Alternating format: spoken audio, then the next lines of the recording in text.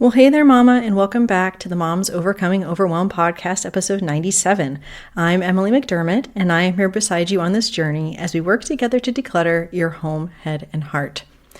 I don't know about you, but I have often found myself in cycles of overwhelm where I'm constantly feeling behind and then feeling burnt out and exhausted because of it.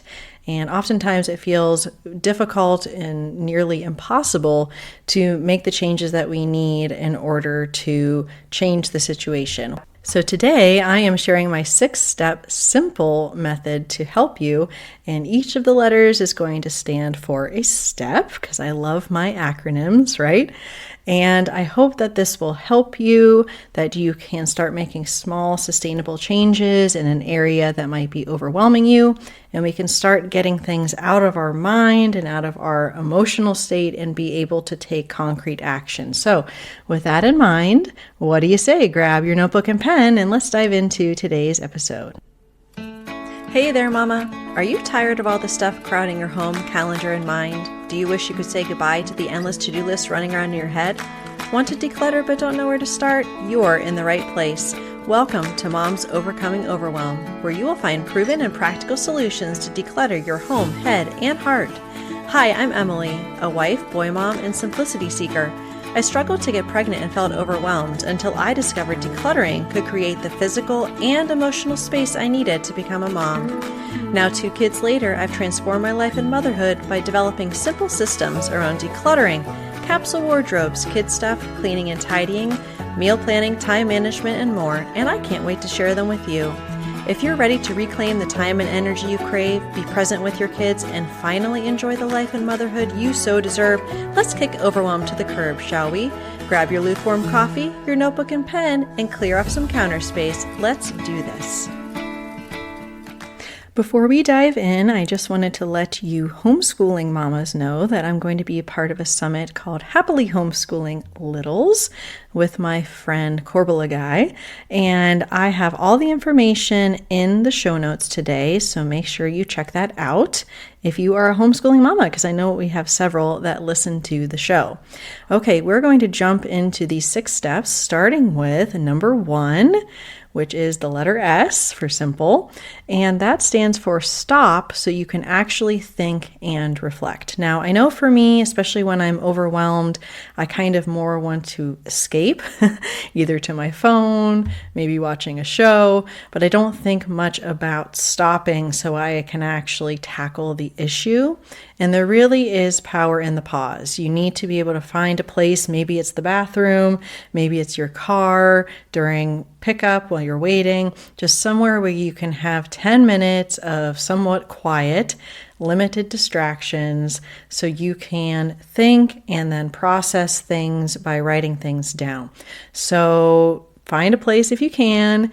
Enlist help if you need to. All you need is 10 or 15 minutes because we're just going to be working through kind of the first steps of how we're going to change things. And I know it's not realistic to have hours to yourself to do this kind of thing. So try to find a place, and we're going to start with those 10 minutes. And the second step is the letter I, which is to imagine the ideal scenario. So there's a part of the brain called the reticular activation system, and that is what makes things more concrete when we write them down. And so I highly recommend that we start looking at that ideal scenario and being able to kind of brainstorm what that might look like. Now, I'm going to use an example from my own life, which is that I have felt pretty scattered in my schedule. I was just kind of doing things without much forethought. And recently, I decided that I want to do my home management activities like grocery shopping and cleaning and laundry and food prep and that kind of stuff. And when I say laundry, yes, I still do daily laundry, but this is more like the sheets and the towels and the bath curtain and those types of things. And so I want to do those cleaning and house maintenance activities on Tuesdays and Thursdays, and then do work activities Monday, Wednesday, and Friday. So if I were to write down what the ideal would be, I might say, okay, on Tuesday morning, I'm going to be at Costco when it opens, and then I'm going to make sure before that I put in a grocery order so that I can pick it up on the way home from Costco. Then I have all of my groceries for the week on that Tuesday, and I don't have to go back out to the store again. So being able to write down what that ideal scenario is really important. And at the beginning, you don't want to think about, okay, well, this couldn't work because, or this couldn't work because. Let's just start with that ideal scenario. Because the third step, letter M, is to mind the gap between what is going on right now, what you want, and also looking at those things that might be unchanging or non-negotiable. For example, your pickup time at school for your kids, probably non-negotiable. Maybe you have a recurring appointment or your kids have recurring activities. And so those are kind of set in stone. But the question is, are you able to be creative about finding the resources that you need in order to do what you need to do? So in my example, I can start by putting boundaries around, okay, I can just have people sign up for podcast interviews or coaching calls on certain days, so I can put those boundaries there. But perhaps maybe I would need to enlist the help of my husband if there was something I wanted to do in the evening. So he could kind of help me out while I was doing some work in the evenings. Or perhaps I could ask a friend to do like a childcare swap on a weekend so that I could have an hour on a Saturday to batch some podcast episode recordings, for example. So you want to be creative about, okay, what are the things I could do to find the resources I need in order to have things look more like my ideal rather than what they are right now. And we don't want to have any judgment here or kind of feel bad about how things are. We just really want to look at it as data and kind of see, okay, what are the tweaks that I can make? And as my coach, Steph Gass, always says, data over drama, right? We don't want to feel more overwhelmed or feel bad about ourselves.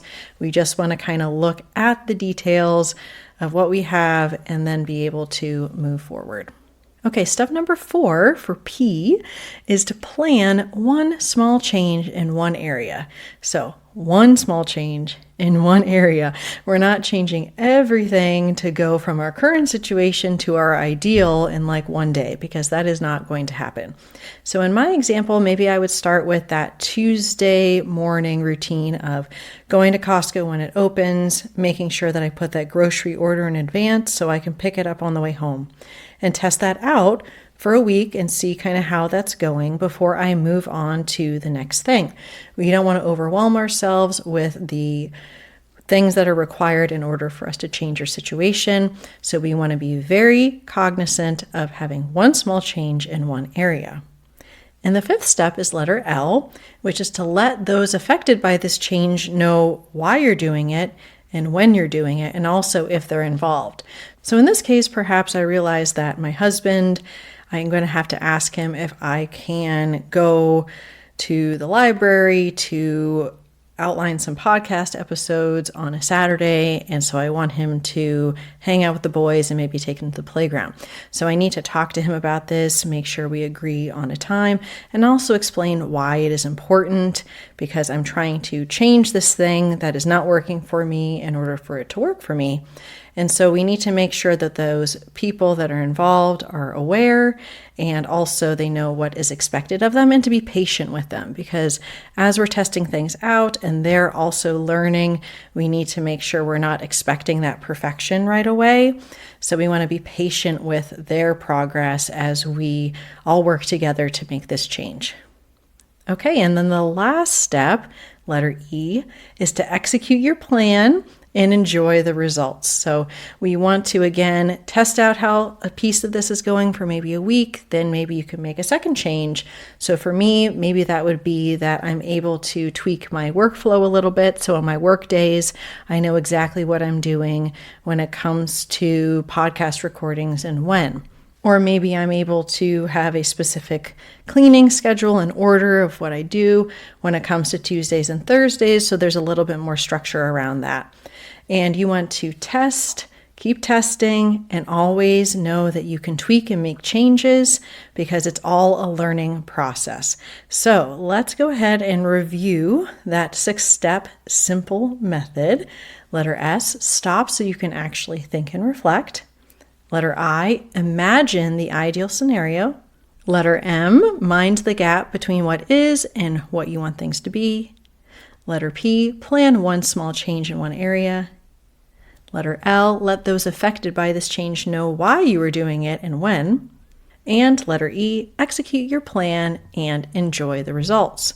I hope this was a helpful episode for you, and I would love it if you could come over to the free Facebook group at tinyurl.com/moms overcoming overwhelm and tell me how you are using the S.I.M.P.L.E method to change something that's been bothering you. On Thursday, we're going to be talking to Kirsten Vossler from the Rejoicing in Motherhood podcast, all about how we can shift from a victim and martyr mindset in motherhood and shift that to seeing motherhood as a calling rather than just another thing on our to-do list. So I look forward to seeing you then. Bye for now. If you like today's podcast, here's what you can do. Just take 30 seconds to leave me a review. I know you're a busy mama. You're overwhelmed, in fact, but 30 seconds of your day makes such an impact. I'll be blessed by your words. They'll definitely make my day. And who knows, you might be entered for this month's giveaway. In Apple Podcasts, scroll down to write a review. Thanks so much for your time. I'm so grateful for you.